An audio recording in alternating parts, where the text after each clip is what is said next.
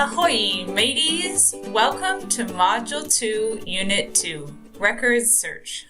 In this lesson, I'm going to teach you all about searching for records. If we click on Sources, it will jump down to all the sources that are already attached. So we're going to just quickly glance through here. There are a lot that are already attached to him, but we're going to see if we can find any census reports that might be missing. So down here we have a 1930, 1920, and 1940 census. So we're missing a 1910 census. So let's see if we can find that. Now U.S. Census were done every 10 years. And so let's take a look and see what we have. We're going to open up the search records if it's not already opened and click on FamilySearch. Now the computer is automatically going to fill in these fields on the left-hand side. So with all the information from the tree will be put right into here. I'll show you how to modify that for different sources in a bit. But at the top, see this up here at the top? It has his name and his information. This is all according to our tree, so all according to what our family thinks is accurate.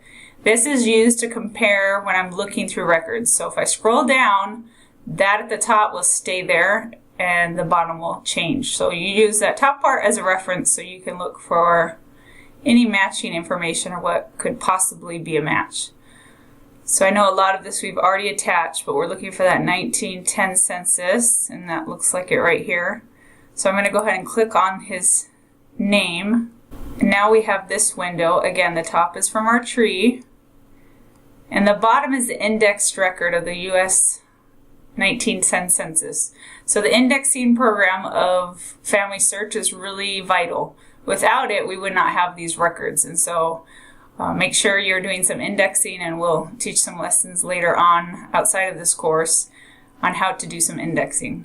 So we have here Wilford Lewis, what event it is. This is a census 1910, event place where the census was taken, his age, gender, and then some other information. Now, not all of the information on the image is always indexed. And so if you want to look at the original record, go ahead and click on the image. And here's the record. And we're going to use these plus and minus buttons over here on the left to zoom in and out, or you can use the mouse to scroll back and forth to zoom in and out. So either one. So we're going to zoom in, and again, we're going to just click anywhere and drag. Hold down that mouse button and drag. So here are the names over here. Last name will be first. We're going to look for Lewis. And there we have it right here. So this is my great-grandfather.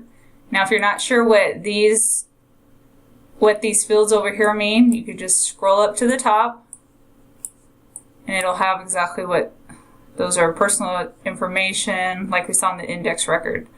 And so all of that will be here at the top, the description. But as you can tell, not all of it was indexed.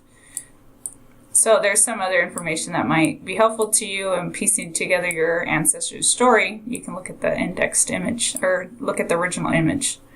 Now keep in mind, when they did a census report, they would ask the person how old they were today. So if you were 10 on January 10th and they came to ask you how old you were, you would say you were 10. But maybe next week on January 17th, you'd be 11. They're going to base your year off of what you told them. So it is very common to have a 1-year difference on the birthday. So don't make a big deal if it's 1 year off. It's more than likely still your ancestor. And that's how it happened, was they didn't ask what year you were born. They asked you how old you were, and then they would calculate the year off of what you said. So right here where it says age, 40, 35, 13, and then they're going to take that 1910 census and they're just going to subtract and give you a birth year. So that's almost always wrong. I wish they would have just put the year that you were born instead of what age, because then you'd have an exact year. So just keep that in the back of your mind that it could always be a year off, and that's why. Now, when I'm looking at an original census, I usually will look at anybody that were neighbors. So this is a street. So I will look through that whole sheet to see if there's any other Lewises on that street. A lot of families live close to each other, live right next door to each other. So I tend to always will glance at least through this page. You could look at the next census page by clicking this arrow right here at the top. That'll take you to the next house after this bottom person. and maybe you can glance through that list too. But usually I'll just look on this one list to see if there's any neighbors that are family members that have the same name or maiden name of the wife. So we're going to go ahead and go back to our other window. Now right now at the top is going to be Wilford's information. If I click on any of these down here below, this will change that index information for that person. So this is going to load my grandmother's information. Now guaranteed my grandfather, great-grandfather's information is still at the very top, but this will show you information on his wife and then all these kids too. So my grandmother is right here, Leona Sarah Lewis.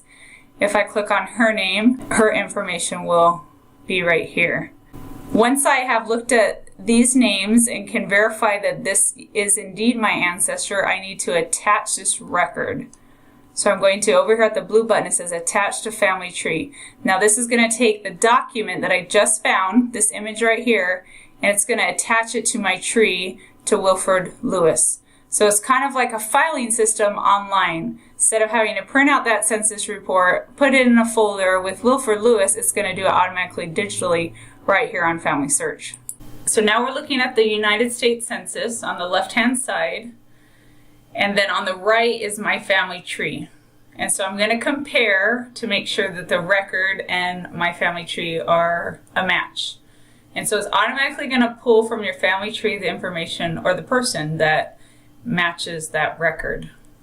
So we're going to scroll down, and then we're just going to compare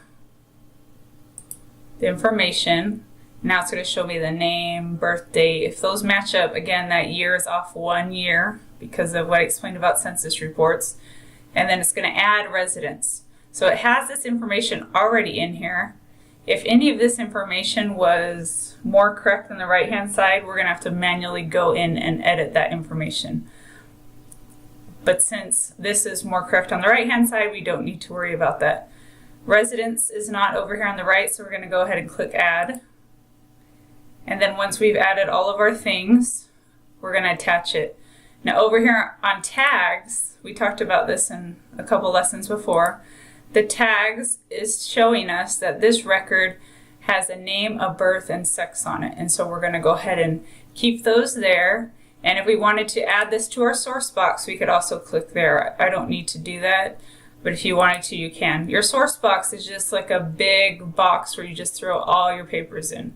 So not really organized, it's just a place to put things in. Maybe you're not sure if they need to go somewhere or not, then you can stick them in your source box. You can add a reason for why you're attaching it.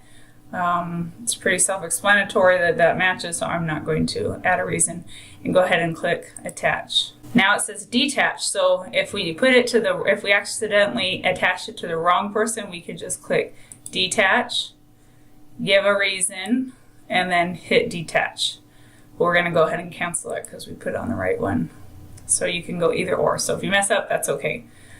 Again, we did that record for Wilford, but we also have other people on the census report. So we want to attach each person with the same record. So we're going to go ahead and do the same thing. We're going to compare, add any information that's missing. See, I already had the residence for that one, but it needed 1920. So we're going to go ahead and attach again. And then we're just going to continue to go down the list of family members. So right here, this is my grandmother. Sometimes these don't line up. Right now, it looks like they're all lining up on the right person from left to right. But let's say this wasn't Leona, but this was Ursula. So if that was the case, we'd come over here on the left, click, hold down the click on your mouse, and then drag it up to the top. And that will match it up with the right person. But we're going to go ahead and put that back down since we know it is on the right one. But sometimes you'll put those who will be in the wrong place, so you'll just need to drag them. Again, we're going to hit compare. We're going to add the information that is not there, and then we're going to hit attach. You can see the birth dates are all a year off on every single one of these. Go ahead and compare. That one already had residence 1920, so we're just going to attach the record. And we're going to do that for each of the other siblings. Add attach. You're going to do this all day long when you're attaching records. So you're just moving the information over if there's any. If not, you're just going to hit attach. And this is going to be like the greatest filing system you've ever had. And it's a worldwide filing system because anybody can look at what you attached to that person, which is pretty awesome. Okay, looks like everybody matches on this record. Okay, great. Okay, now we're going to go back. We're going to click on Go to Record. That's going to take us to the previous page. This was the index page that we saw. Now it shows that it's attached to Wilford. We can look at that image again if we want, but everything's attached to that person. Now that everything's attached, we're going to go ahead and close that window at the top. Now we're back to the personal information page, and if we click on Source, we'll be able to see the U.S. Census that we just attached. So just scroll down to the bottom, and there it is at the end. Okay, so we are done with Record Search Part 1. For homework today, I want you to click on View Tree, or just go into Family Tree. If you're just logging in, go ahead and just click Family Tree. And then I want you to just find an ancestor that is already in your pedigree chart, click on them, hit Person, and then I want you to see if you can find any additional sources. When you get on the personal information page, click on Sources and see what is already attached to this ancestor. And then we're going to search records here on the right, click on Family Search, and scroll through the records to see if you can find any new records to identify that ancestor. And then you're going to attach those records. You're probably going to need to pause and go back to see how we attach those records, how to add, and that's just fine. Go ahead and do your homework. Join us on our Facebook chat group and see if there are any questions that pop up as you're working to find new records. I know we covered a lot of information today, so don't be discouraged. Go on FamilySearch, see what you can find, and join us again on Part 2, Record Search.